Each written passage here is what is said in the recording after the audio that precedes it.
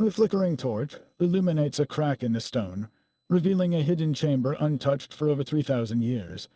How did the ancient Egyptians design tombs so masterfully concealed that countless others likely still lie undiscovered beneath the sand?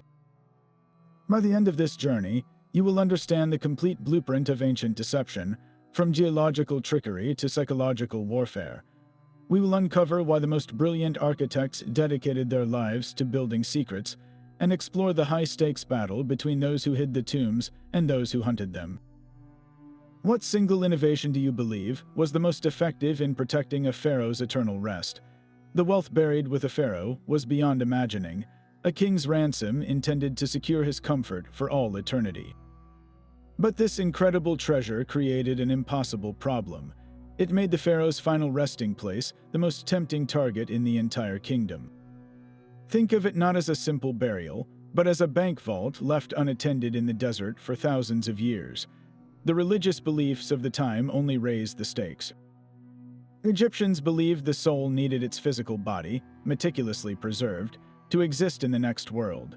They also thought the grave goods, from food to furniture to golden amulets, would be physically used by the spirit. If a tomb was robbed and the body destroyed, the pharaoh's very existence in the afterlife was obliterated. This was not merely about losing treasure, it was a form of spiritual murder. Tomb security was therefore a matter of eternal survival. The earliest solution, the Grand Pyramids, were magnificent declarations of power, yet their sheer visibility was their greatest weakness. They were not secrets, they were public monuments. A pyramid essentially stood on the horizon and shouted to every potential thief for miles around, "Here lies unimaginable wealth." This is precisely why every single one of the Great Pyramids was plundered in antiquity. The pharaohs and their architects learned a brutal lesson from this public failure. Grandiosity was a fatal flaw, so they abandoned the gleaming pyramids on the plains and made a strategic retreat to a desolate, sun-baked canyon, the Valley of the Kings. Here, they traded monumental glory for the power of absolute secrecy, beginning the greatest game of hide and seek the world has ever known. The first and most critical decision was where to hide an entire royal tomb. This was not a matter of simple excavation, it was a strategic masterstroke of geography and geology. The Valley of the Kings was not a random choice, it was a fortress of natural deception. Its primary building material was a specific layer of dense, white limestone.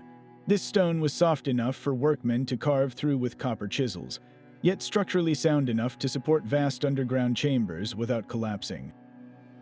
It was the perfect balance, allowing for deep, complex tombs while ensuring they would not become their own graves.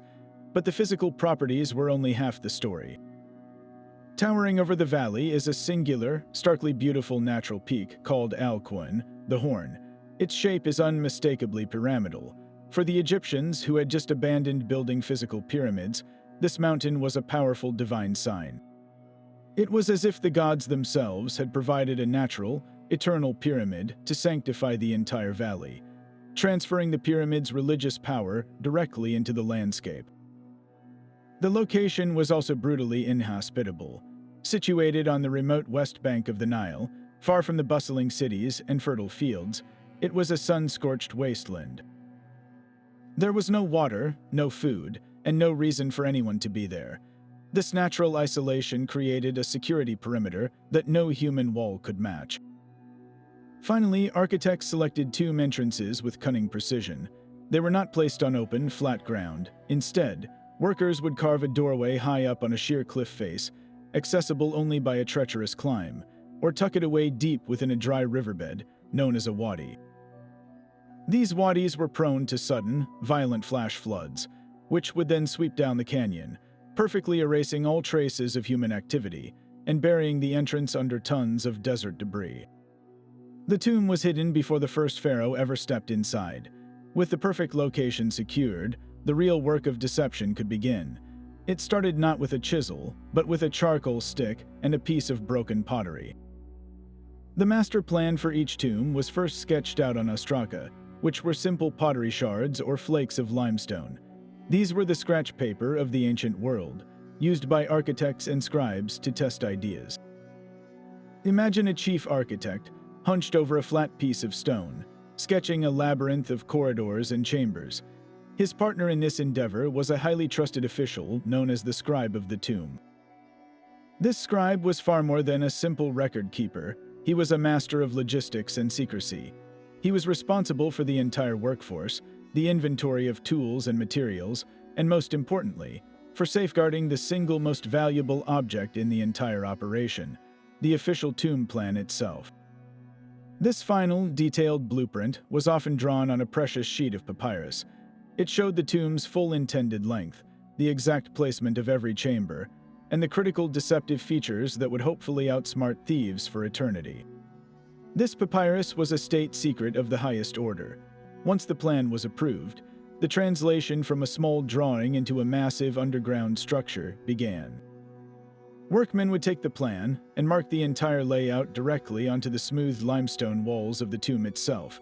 They used red ochre paint for the initial guidelines. Then, the master architect would personally inspect these lines, making corrections in black charcoal. You can still see these ancient red and black marks in some tombs today, a ghostly echo of the construction process frozen in time. Deception was not an afterthought.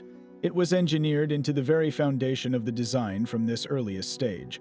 The blueprints deliberately included architectural traps. A long, descending corridor might suddenly end in a solid wall of bedrock, a completely false dead end meant to convince robbers they had found the tomb's limit.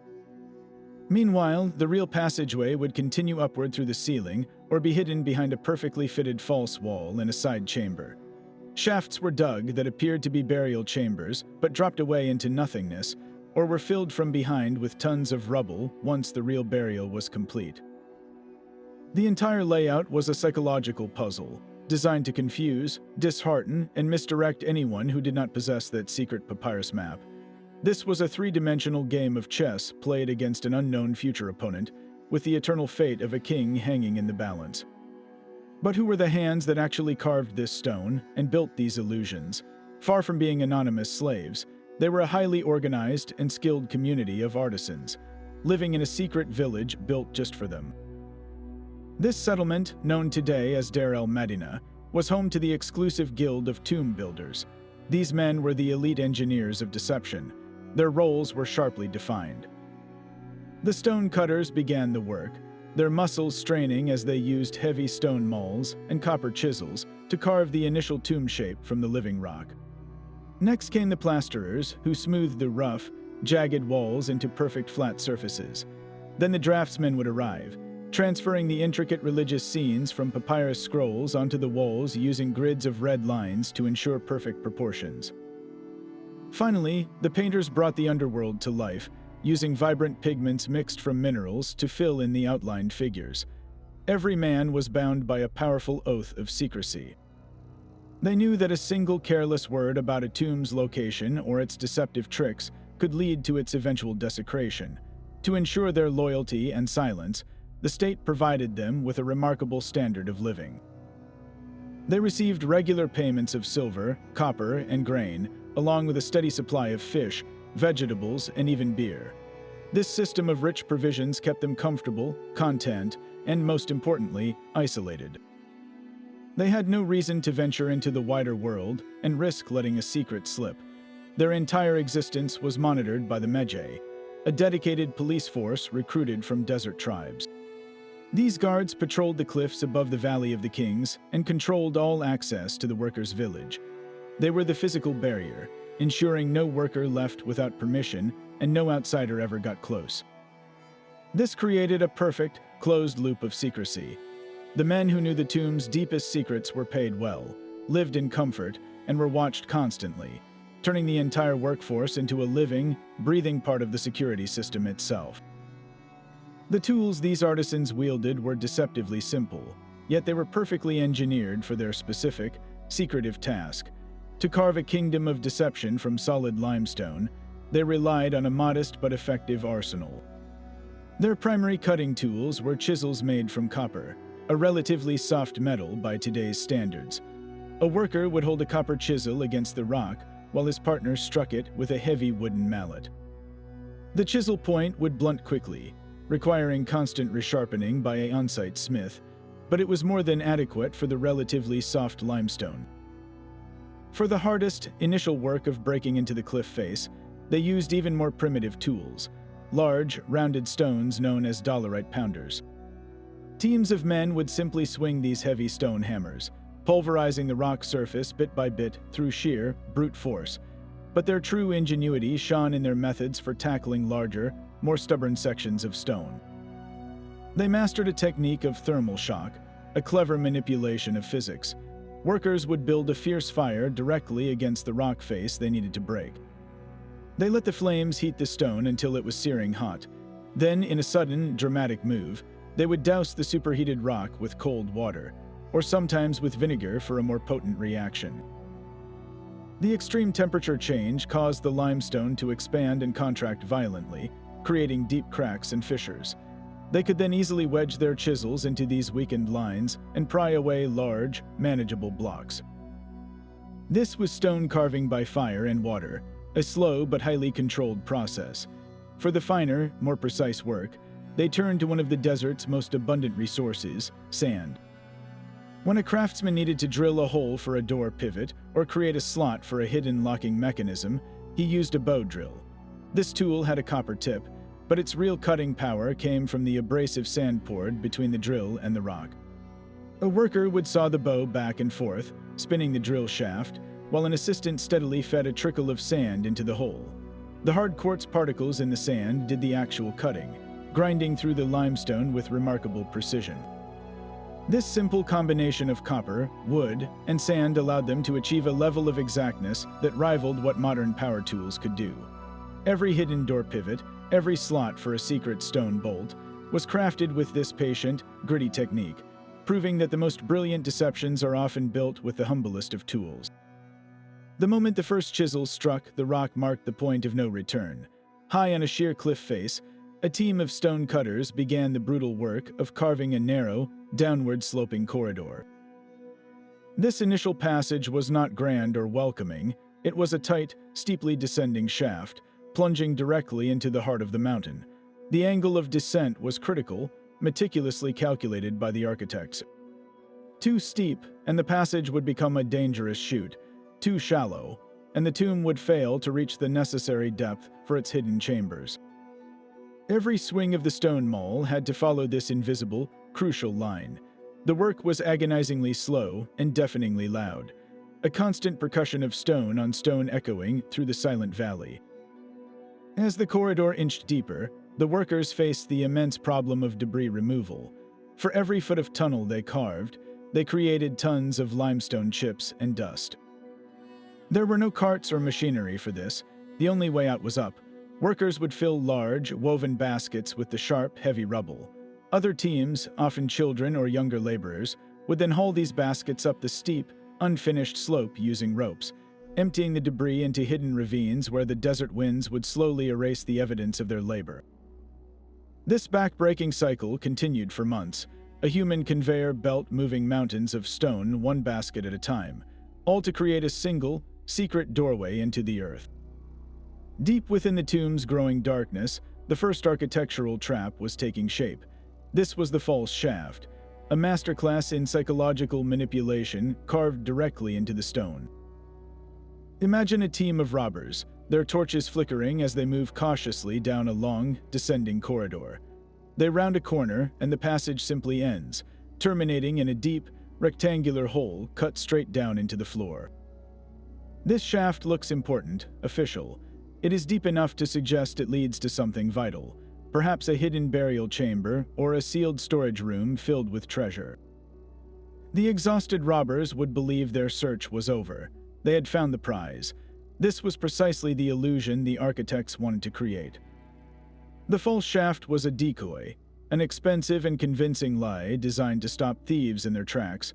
It consumed enormous effort to carve, making its deception all the more believable. A team would spend weeks, even months, digging this imposing pit, all to sell a single, powerful idea. You have reached the end, but the truth was far more cunning. While the robbers focused on the dark opening at their feet, the real path forward was right beside them, hidden in plain sight. Just a few feet away, in the side wall of the very same corridor, was a perfectly fitted doorway. The builders would frame it with stone blocks and then cover the entire surface with a thin layer of plaster, skillfully mixed with dust from the local limestone. They would then take great care to texture this plaster to perfectly match the surrounding, untouched wall. Finally, they would have the tomb's artists paint false hieroglyphs and scenes across it, seamlessly blending the false wall into the authentic decoration. To any intruder, it was just another part of the tomb's ornate wall. There was no visible seam, no crack, no hint of a doorway. The real corridor, the one leading to the pharaoh's actual burial chamber, continued silently behind this plaster veil. The entire costly ruse, the deep and impressive shaft, existed only to draw the eye and the effort away from the truth. It was a magician's trick on a monumental scale, using a grand gesture to conceal a silent secret. How many ancient thieves, convinced of their success, emptied that false shaft only to leave with a handful of minor goods, never realizing the pharaoh's true wealth lay just a hand's breadth away, hidden behind a wall they never thought to tap. This long, descending corridor was far more than a simple hallway. It was a calculated journey into the earth's embrace.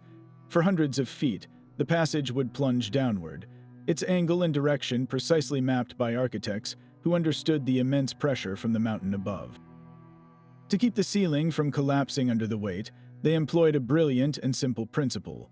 The walls were not carved straight, but slightly bowed inward, creating a gentle arch that distributed the crushing force down into the bedrock itself. This subtle curve turned the entire corridor into a single, resilient structural element, a masterpiece of passive engineering designed to last for millennia. Every foot of this passage was also a spiritual echo. The Egyptians saw the sun god Ra's nightly journey through the underworld as a descent into darkness before his glorious rebirth at dawn. By walking this same downward path, the pharaoh's funeral procession was reenacting this divine cycle. The tomb itself became a machine for resurrection. With the long, dark corridor symbolizing the perilous underworld the king had to traverse to reach eternal life. But this sacred geometry had a brutally practical second purpose. The relentless descent was psychologically draining for any unauthorized visitor. The air grew stale and heavy, the temperature dropped, and the weight of the mountain seemed to press in from all sides. Then, just as the disorientation set in, the architects would introduce a sudden, jarring shift. The corridor might make an abrupt 90-degree turn, or narrow dramatically into a steep staircase, forcing intruders to squeeze through single file. These changes in direction were not random. They were deliberate psychological warfare, designed to break a robber's nerve and disrupt his sense of direction deep within the silent, oppressive dark.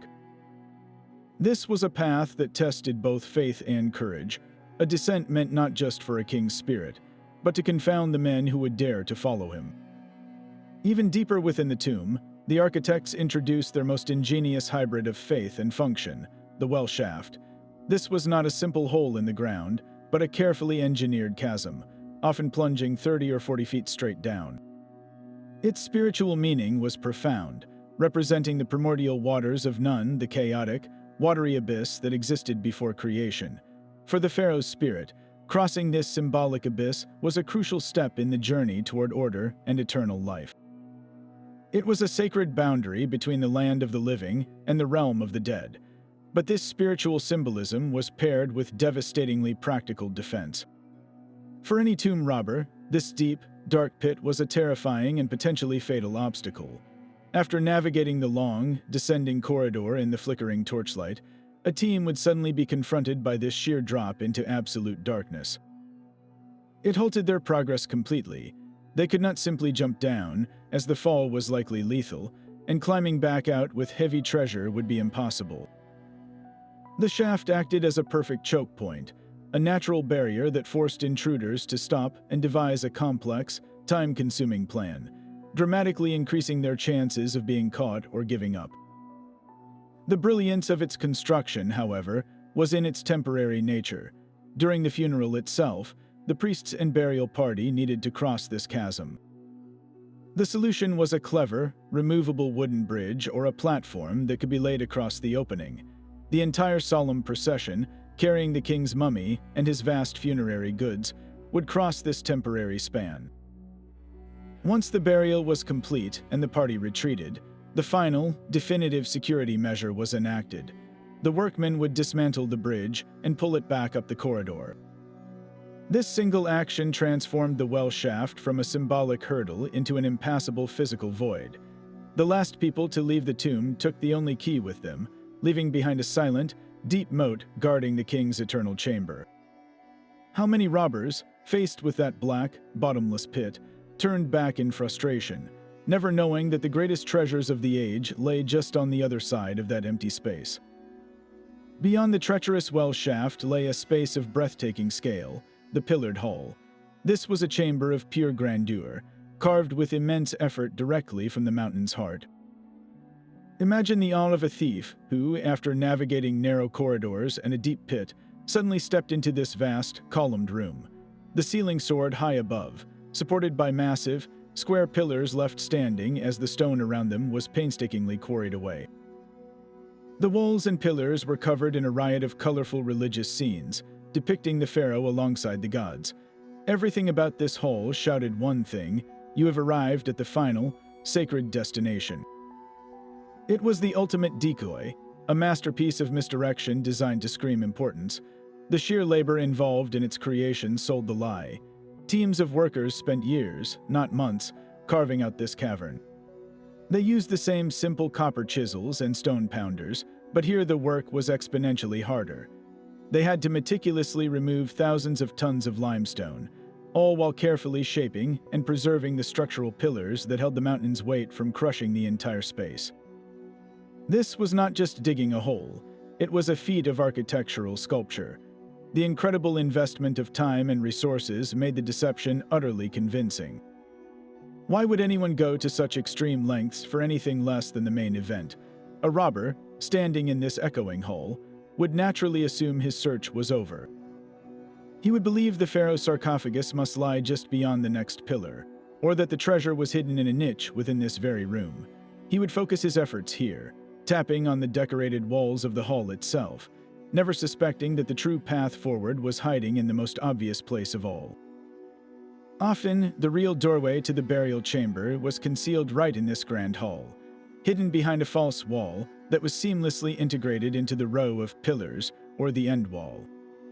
The builders would construct a partition of mud brick and stone, face it with plaster, and have the artists paint it to perfectly match the elaborate artwork surrounding it. From the inside, the burial chamber was sealed forever. From the outside, it was just another part of the magnificent mural. The pillared hall was a psychological masterstroke, using awe and grandeur to blind intruders to the truth that lay just a few feet away, hidden behind a painted veil. The true heart of the tomb was not the grand pillared hall, but the silent, sealed chamber that lay beyond it. This was the burial chamber itself, the inner sanctum carved out as the final, eternal home for the pharaoh's physical body. After all the deceptive corridors and false endings, this single room was the entire purpose of the labyrinth. To create it, workers performed their most delicate and dangerous task. They had to excavate a massive, vaulted space directly beneath the mountain's peak, a chamber large enough to house the king's enormous stone coffin and his most precious personal treasures.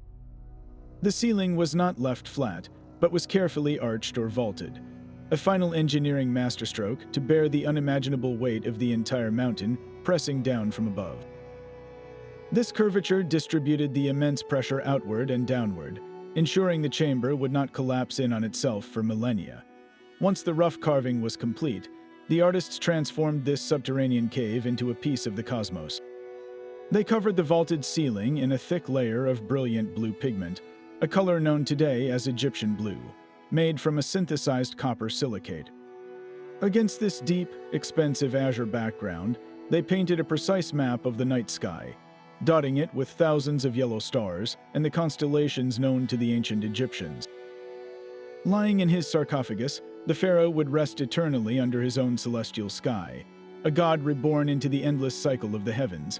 At the very center of this starry vault stood the tomb's ultimate masterpiece, the sarcophagus. This was not a simple container, but a monumental work of art and logistics, often carved from a single, colossal block of quartzite or red granite. These stones were chosen not just for their beauty, but for their extreme hardness, making them nearly impervious to tools and time. Quarrying and transporting such a monolith was a feat in itself, but the real challenge came inside the tomb. The sarcophagus was so massive that it could not be brought in after the chamber was finished. Instead, the builders had to lower the empty, multi-ton stone coffin into the chamber while the room was still open to the ceiling. Using ramps, ropes, and the sheer strength of hundreds of men, they carefully maneuvered the sarcophagus into its precise position. Only after it was settled in its final resting place did the workers complete the chamber's vaulted roof above it, literally sealing the king's coffin inside the mountain forever. This meant the sarcophagus was built into the very fabric of the tomb, an immovable object in a hidden room, designed to be as eternal as the stars painted on the ceiling above it. The final, most devastating secret of the tomb was often hiding in plain sight. After all the false shafts and deep pits, the ultimate deception was a barrier so convincing it became invisible. In the antechamber, just before the grand hall, the architects would construct a complete wall from nothing. Using rough stones and mud bricks, they would build a partition that filled the entire doorway leading to the real burial chamber. But the true genius was in the finishing. Workers would coat this false wall in a layer of fine plaster, mixed with dust from the very limestone they had quarried. This ensured its color and texture perfectly matched the surrounding ancient rock. Then, the tomb's most skilled artists were brought in. They would take their brushes and continue the intricate religious scenes directly across this plastered surface, painting false hieroglyphs and figures that seamlessly connected with the authentic artwork on the permanent walls to either side. When they were finished, there was no seam, no crack, no visual cue whatsoever. It was just another beautifully decorated wall. The most famous proof of this tactic's success is the tomb of the boy king, Tutankhamun. For over 3,000 years, the entrance to his burial chamber remained concealed behind a partition in an antechamber. The walls were covered with vivid scenes of the king's journey into the afterlife. Robbers in antiquity had broken into the outer rooms and taken some items, but they never found the main chamber.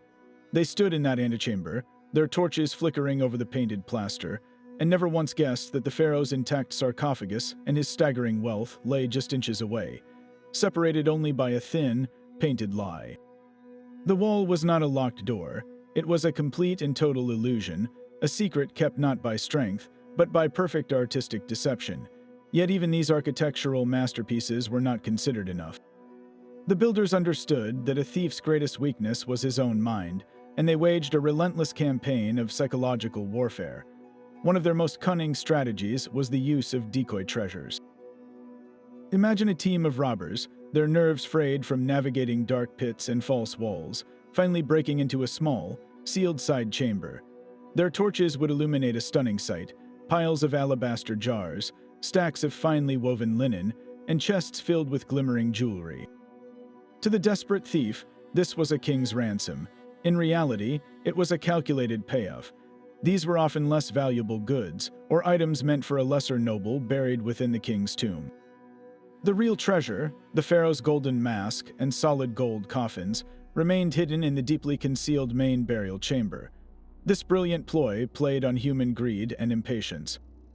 A robber who found this hoard would likely assume his mission was accomplished. He would grab what he could carry and flee, believing he had successfully plundered the tomb, never realizing he had been tricked into leaving the true fortune untouched. It was a security system that relied not on stone, but on the predictable nature of human desperation. But for those who were not deterred by false riches, the builders had one final, chilling weapon: the curse. Actual inscriptions have been found on tomb walls, carrying dire warnings for any who would disturb the sacred peace. One famous curse from a noble's tomb reads, "As for any man who will enter this tomb, I will seize his neck like a bird." These were not empty threats. They were rooted in the profound Egyptian belief that the spoken and written word held immense magical power. To inscribe a curse was to unleash a real, supernatural force into the world. The most famous example, the so-called Curse of the Pharaohs, exploded into public consciousness after the discovery of Tutankhamun's tomb. When Lord Carnarvon, the expedition's financier, died from an infected mosquito bite just months after entering the tomb, Newspapers around the world sensationalized the story, linking his death to a mythical curse inscribed at the entrance. While no such written curse was actually found in Tutankhamun's tomb, the legend persisted, fueled by the subsequent deaths of others connected to the discovery. The power of these curses, whether real inscriptions or modern legend, lies in their ability to tap into a deep, primal fear. In the silent, oppressive darkness of a tomb, with the air thick with the dust of ages, even the most rational mind might hesitate when confronted with a promise of a terrible fate. A sudden rockfall, a mysterious illness, or even just a pang of guilt could easily be interpreted as the curse's activation.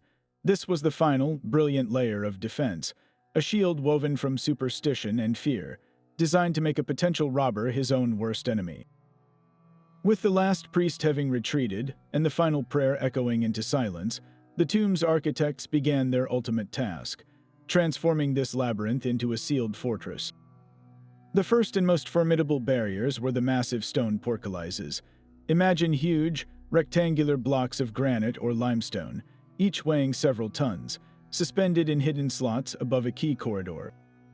At the designated moment, workers would release the ropes or wooden supports holding them, sending these colossal slabs thundering down into precisely carved grooves in the floor. The crash would have been deafening in the confined space, a final, definitive boom sealing the passage. Some tombs employed this tactic multiple times in succession, creating a series of these immovable stone gates. Once a portcullis dropped into place, it was virtually permanent. No team of robbers could possibly chisel through such a dense block, and trying to lift it back up without the original counterweight system was an impossible feat of engineering. This was not a door to be unlocked. It was a permanent geological feature installed in an instant. For corridors that were not protected by portcullises, the builders used a simpler but equally effective method, the rubble fill. Entire passageways, sometimes hundreds of feet long, were systematically packed from floor to ceiling with limestone chips, broken pottery, and sand, all the debris created during the tomb's own excavation. This was not a careless dump, it was a deliberate, compacted barrier. Workers would pour the material in, often mixing it with plaster slurry to create a crude but solid concrete-like mass. To a thief, digging through this was a nightmare. It was slow, unstable work. The rubble could shift and collapse, and every basketful removed had to be hauled back up the steep, dark corridors. The sheer, monotonous labor of clearing such a fill, with no guarantee of what lay on the other side, was often enough to break the spirit of any intruder. The final act of concealment took place at the very threshold of the tomb. After the last worker scrambled out of the entrance high on the cliff face, the team outside went to work. They would first build a rough wall of stone blocks, mortared with mud, to fill the doorway. Then they brought in the material that would perfect the illusion, tons of the very same limestone rubble that littered the valley floor.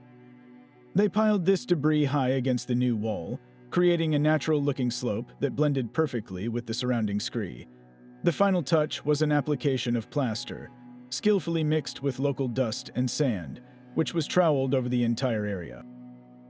The tomb's artists then returned one last time, using pigments to paint the plaster, matching the color and texture of the adjacent cliff face. They might even stencil on fake cracks or mimic the natural weathering patterns of the stone. Within a few seasons, wind-blown sand and dust would complete the job. The doorway vanished.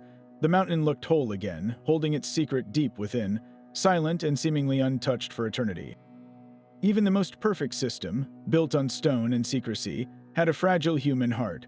All that intricate deception, all those hidden doors and false walls, depended entirely on the silence of the men who built them. That silence came at a price. Decades after the grandest tombs were sealed, the system faced its greatest threat not from external thieves, but from within the walls of the workers' own village, Deir el-Medina. The state's carefully managed economy of loyalty finally broke. The deliveries of grain, fish, and tools, the very provisions that bought the workers' cooperation, stopped arriving. For months, the artisans and their families went without their promised rations. Hunger became a more immediate danger than any curse. Driven by desperation, the entire community of tomb builders did the unthinkable.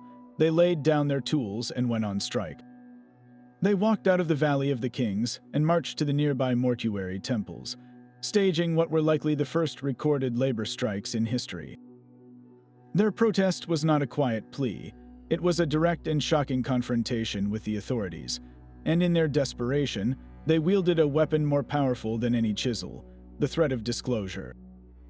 Ancient records, written on crumbling papyri by scribes who witnessed the events, detail their shocking ultimatum. The workers openly declared that if their food was not provided, they would return to the valley and show the world the hidden locations of the royal tombs. They would reveal the precise entrances, the deceptive corridors, the locations of the sealed portcullises, everything.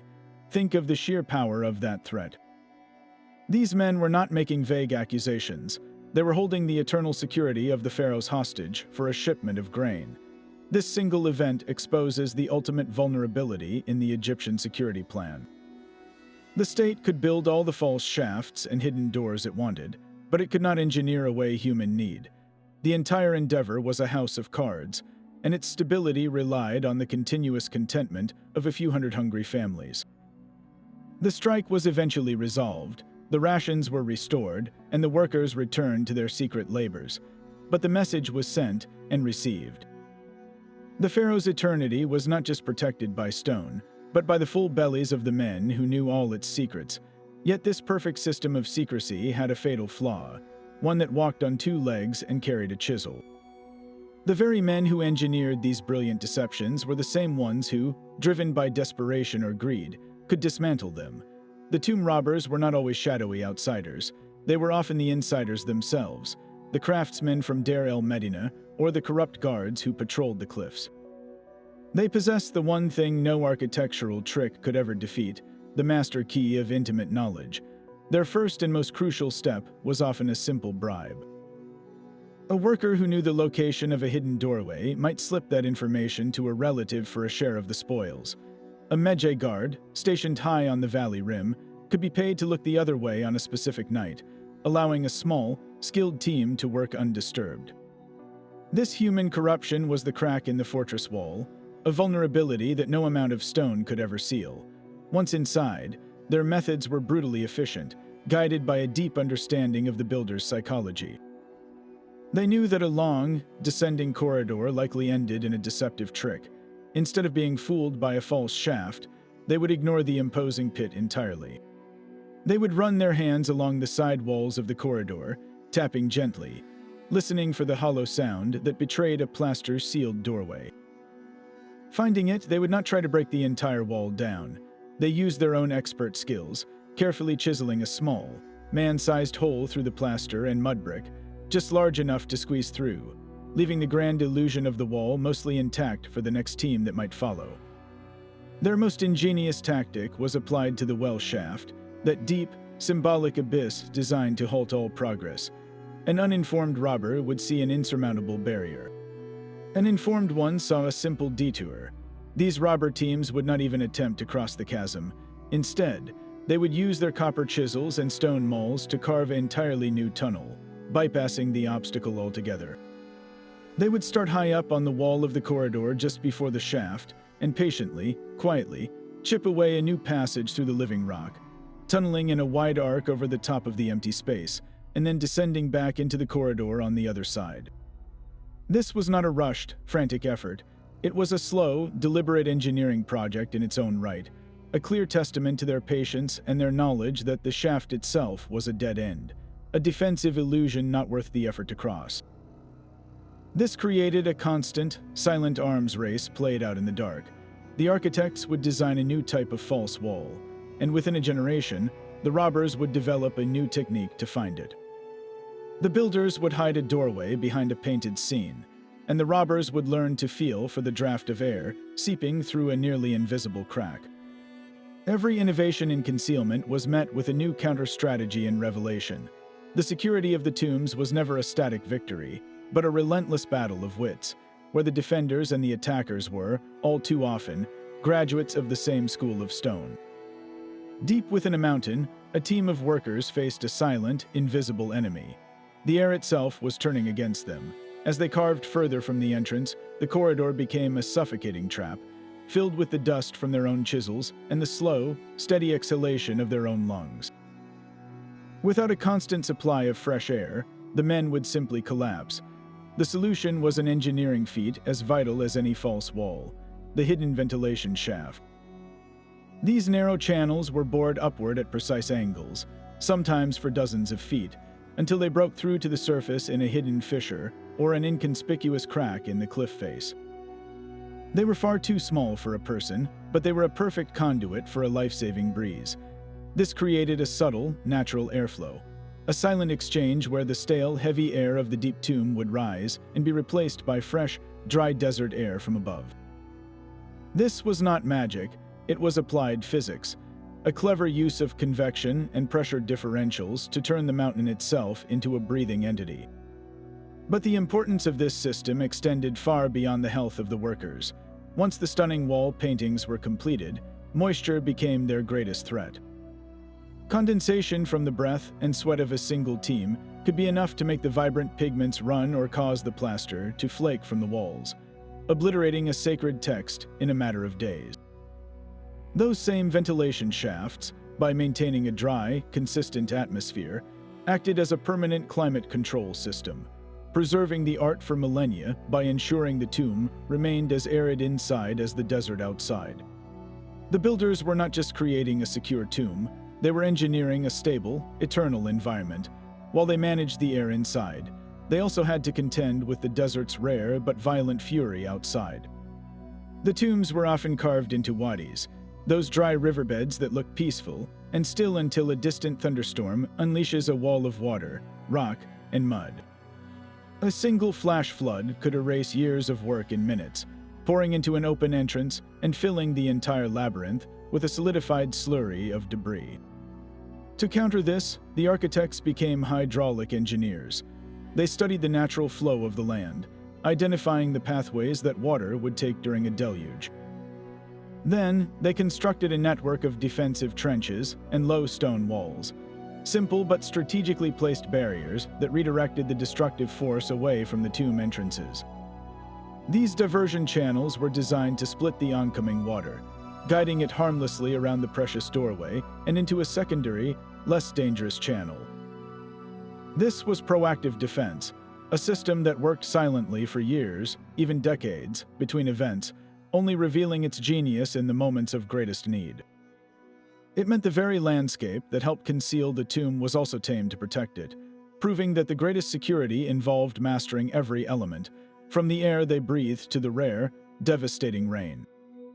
The true measure of this grand security system lies not in its failures, but in its breathtaking successes. While many tombs were plundered, a select few remained sealed and hidden for over 3,000 years, their secrets perfectly preserved. The tomb of Yuya and Tijuyu, the great-grandparents of the famous Tutankhamun, is one such triumph. Discovered in 1905, it was found almost completely intact.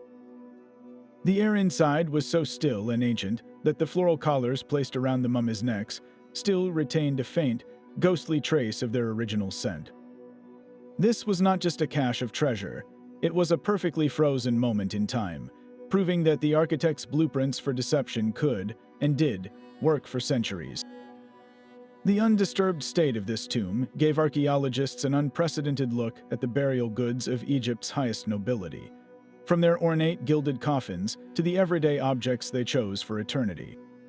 But the ultimate validation of the system arrived with the most famous archaeological discovery in history, the tomb of Tutankhamun himself. By the time explorer Howard Carter located it in 1922, virtually every other royal tomb in the Valley of the Kings had been stripped bare. Tutankhamun's resting place, however, was protected by a perfect storm of security measures. Its entrance had been buried deep under tons of limestone chippings, dumped there from the later excavation of the nearby tomb of Ramesses VI. This accidental covering made the doorway invisible, effectively erasing it from history. Robbers had breached the outer chambers on 2 occasions in antiquity, but they were likely spooked or intercepted before they could reach the inner sanctums. The final brilliant deception held fast, a sealed doorway hidden behind plaster and painted scenes. When Carter made a small hole in that door and held his candle to the void, Lord Carnarvon asked him if he could see anything. Carter's legendary reply, "Yes, wonderful things," was an understatement. He was gazing upon an entire kingdom of objects, from golden chariots to alabaster vessels, all untouched, with the boy king's solid gold coffin gleaming in the center. The survival of Tutankhamun's tomb is the ultimate proof that the Egyptian strategy of concealment over monument could achieve its goal. It stands as a silent testament to the countless unnamed architects and workers whose cleverness crafted a deception so perfect it defied time itself. The ancient game of deception has entered a new era, where modern technology now challenges the craftsman's timeless secrets. Today's archaeologists no longer rely solely on a lucky stumble or a map fragment. They wield tools that can see directly through solid stone, turning the entire Valley of the Kings into a transparent puzzle. Ground-penetrating radar sends pulses of energy deep into the bedrock, listening for the echo that returns from a hollow space, a silent chamber untouched for millennia. From high above, LiDAR scanners mounted on drones map the terrain with laser precision, stripping away the blanket of sand and scree to reveal subtle, human-made contours on the landscape that are invisible to the naked eye. Even the sun itself becomes a tool. As the desert heats and cools, thermal imaging cameras detect minute temperature differences in the rock. A solid mass of limestone will retain heat differently than a hidden void just a few feet behind it, revealing the ghostly outline of a doorway on a thermal screen. These technologies have already scored remarkable victories, identifying entire lost cities in the jungle and unearthing buried pyramids in the desert plains. But the ultimate prize remains the potential voids hidden within known tombs, especially that of the boy king, Tutankhamun. For years, researchers have scanned the walls of his small, famously rich burial chamber, with some data suggesting the tantalizing possibility of hidden passages or an adjacent room. Could the tomb of Queen Nefertiti, one of Egypt's most sought-after missing figures, lie concealed right next to Tutankhamun, separated by a single, plastered wall, just as the ancient architects intended? This high-tech search is a direct continuation of the ancient battle of wits. The builders used geology and psychology to create perfect secrets, and now we are using physics and computer algorithms to unravel them. The game is far from over. It has simply upgraded its tools, proving that the silence of the pharaohs can still captivate the world, even from behind a wall of solid rock. Yet the very men who engineered these royal deceptions carried their own secrets to the grave, hidden in the cliffs overlooking their secluded village. While they spent their lives carving hidden labyrinths for pharaohs, the workers of Deir el-Medina constructed their own final resting places just a short walk from home. These tombs were not grand, imposing structures meant to defy eternity, but intimate, personal spaces that reveal a profound irony. The builders used the exact same artistic skills and religious knowledge they employed for their kings, yet their own tombs were a fraction of the size, often consisting of just one or two small chambers. They painted the same gods and protective spells on their own walls, but they could never hope for the same level of security. Their entrances, while discreet, were not concealed with the same obsessive genius. This was not a failure of imagination, but a reflection of their place in the world. They were masters of the funerary arts, but they were not royalty. Their tombs were beautiful, heartfelt expressions of their faith, filled with personal prayers and scenes of their families, yet they were also painfully vulnerable. This contrast is deeply telling. A royal tomb was a state secret, a fortress of deception designed to repel all intruders. A worker's tomb was a family heirloom, a cherished piece of art meant to be visited and remembered by their descendants. It shows that these artisans understood the afterlife on two levels. For the pharaoh, it was a matter of national and cosmic security, an eternal reign that required absolute protection. For themselves, it was a personal journey, a hope for a peaceful eternity among the gods they depicted so skillfully. They gave the pharaohs the gift of absolute hiddenness, while choosing for themselves a more humble, yet beautifully decorated, form of remembrance. In the end, their own tombs stand as a quiet testament to their craft, a final, poignant piece of art from the hands that built eternity for others, but could only hope for a simpler peace for themselves. But the obsession with hidden tombs was not confined to the Valley of the Kings. Across the Nile, in the vast necropolis of Thebes, the elite nobility engineered their own secrets into the desert hills. These high officials, the viziers and priests who managed the kingdom, could not command the vast resources of a pharaoh, but they were masters of the same principles of concealment. Their final resting places, known today as the tombs of the nobles, are a sprawling network of private sanctuaries cut directly into the cliff faces. A noble's tomb entrance was never a grand monument. Instead, it was a small, unassuming doorway carved high on a rocky slope, often reached by a narrow, crumbled path that was difficult to find and even harder to climb. The goal was anonymity, to blend the man-made doorway so perfectly with the natural chaos of the cliff that it became invisible to anyone who did not know its precise location. Inside, the scale was more intimate, but the deceptions were just as cunning. A visitor might enter a single, beautifully painted chamber, believing they had seen the entirety of the tomb. The colorful scenes of daily life and religious offerings were a magnificent distraction. The real burial shaft was often hidden right under their feet, concealed by a perfectly fitted stone slab that was then covered with a layer of dirt and debris to look like the natural floor of the cave. In other tombs, the shaft was hidden behind a false wall in a small side room, its plaster surface painted to continue the narrative of the wall murals without a single visible seam. Further north, in the ancient cemetery of Saqqara, the architects of secrecy worked on a different canvas. Here, nobles built elaborate multi-roomed tombs that mirrored their earthly estates, complete with false doors for the spirit. But the need for security was just as pressing. Builders would often construct a tomb within a tomb. The public, upper chambers were decorated for show and for the family's funerary cult, while the actual burial chamber was sunk deep into the earth beneath the building, accessible only through a heavily camouflaged and tightly sealed shaft.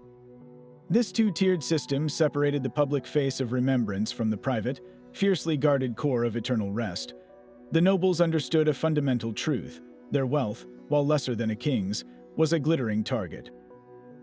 They could not hide behind the remote isolation of the Valley of the Kings, so they perfected the art of disappearing in plain sight, using the very landscape of the necropolis as their primary shield.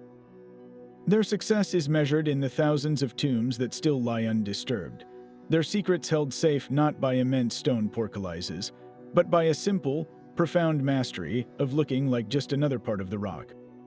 The first attempts at tomb security were not hidden at all.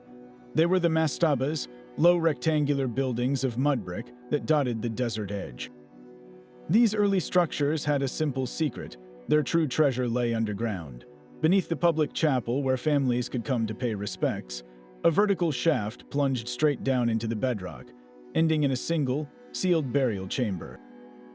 The strategy was basic separation. The public memorial was above, while the body and goods were hidden in a pit below. It was a good start, but it relied on obscurity rather than true deception. The Pyramid Age that followed was a dramatic departure. The architects of the Step Pyramid of Djoser experimented with a new idea: internal complexity. They filled the pyramid's core with a tangled web of corridors and dead-end galleries, a stone maze designed to confuse and trap intruders. The builders of the Great Pyramids at Giza took this further, installing massive granite portcullises that slid into place to block ascending passages. Yet for all their internal tricks, these colossal monuments failed because they announced their own location to the world. The most critical innovation came not from a new trap, but from a complete change in philosophy. The pharaohs of the New Kingdom abandoned the pyramid's boastful silhouette for the hidden depths of the Valley of the Kings. This was the ultimate strategic shift, from building an impenetrable fortress to creating a secret that left no trace on the landscape. It was in these underground labyrinths that the art of deception reached its peak. The well shaft, a feature absent from the old pyramid complexes, became a cornerstone of this new design. It was no longer just a physical barrier. It was a psychological one, a symbolic abyss that separated the outer, more accessible parts of the tomb from the sacred inner chambers. The entire layout evolved into a deep, linear descent, a journey that mirrored the sun god's perilous nightly voyage. Each turn, each chamber, was a deliberate act of misdirection. The grand pillared hall was no longer the end of the line, but a magnificent decoy, a theatrical set piece that screamed importance, while the real burial chamber lay hidden behind a painted wall just a few feet away. The evolution was complete, from a simple pit under a public building, to a monumental puzzle box, and finally, to a secret so perfectly woven into the fabric of the earth that it could, and did, remain hidden for thousands of years. The silent success of Tutankhamun's tomb only deepens the mystery of the ones still missing. Across Egypt, the hunt continues for the ultimate prizes, the lost tombs of history's most iconic figures. Perhaps the most tantalizing of all is the search for Queen Nefertiti. Her famous bust portrays a woman of breathtaking power and beauty, the great royal wife of the pharaoh Akhenaten. Yet her final resting place has vanished without a trace. Some archaeologists now believe she might be hiding in plain sight, her burial chamber concealed within the already discovered tomb of her stepson, Tutankhamun. Scans of the boy king's burial chamber have revealed tantalizing anomalies behind the painted walls, suggesting the possibility of hidden doorways leading to uncharted rooms. Finding her would be more than a discovery, it would be a revelation, rewriting our understanding of a turbulent and revolutionary period in Egyptian history. Then there is the enigma of Alexander the Great. This legendary conqueror died in Babylon, but his body was said to have been hijacked by his general Ptolemy and brought to Egypt, first to the capital of Memphis, and then to the city he founded, Alexandria. For centuries, his magnificent tomb there was a site of pilgrimage for Roman emperors. Then it simply disappeared, likely swallowed by earthquakes or the rising Mediterranean Sea. Modern hunters now scour the underwater ruins of ancient Alexandria with submersibles and sediment-penetrating sonar, hoping to find the marble shell that once held the body of the man who dreamed of ruling the world. And what of Imhotep, the genius architect who designed the very first pyramid? He was so revered that he was later worshipped as a god of wisdom and medicine. His original tomb, however, has never been found. It is likely located at Saqqara, the vast necropolis where he built the step pyramid for Pharaoh Djoser. But was his burial a simple affair, or did this master builder, who understood stone and secrecy better than anyone, create a final, perfect deception for himself? To find it, archaeologists are using muon tomography, a technique that uses cosmic rays to create X-ray-like images of dense structures, hoping to see through hundreds of feet of rock and pinpoint a hidden chamber that has eluded discovery for nearly 5,000 years. These quests are not just about finding treasure. They are about closing the final chapters on lives that shaped our world, a reminder that the desert still holds its greatest secrets close. This grand design of stone and shadow was a masterpiece of integrated genius. The ancient Egyptians did not merely build tombs, they engineered entire ecosystems of deception, weaving together geology, architecture, and human psychology into a single, seamless defense. From the strategic selection of a desolate valley guarded by a natural pyramid, to the painstakingly painted false walls that fooled the eye, every element served the sacred goal of eternity. They turned the very air and rock into allies, creating ventilation to preserve art and diversion channels to defy flash floods, while wielding human nature itself as a weapon through decoy treasures and chilling curses. The sobering truth is that many of these royal fortresses were indeed violated, often by the very hands that built them, a reminder that no system is stronger than its most desperate human link. Yet the survival of a tomb like Tutankhamun's, its golden splendor untouched for over 3,000 years, stands as permanent, dazzling proof that their system could and did achieve perfection. It whispers across the centuries that for a few chosen pharaohs, the architect's blueprints for secrecy worked exactly as intended. The desert still holds countless secrets, its silent cliffs guarding stories we have only begun to uncover. So we turn the question to you. Which legendary lost tomb do you believe will be the next great discovery? Will it be the resting place of the powerful Nefertiti, the legendary Imhotep, or another pharaoh whose name has been lost to time? Share your theories in the comments below, and subscribe to join us on the next adventure into history's greatest mysteries.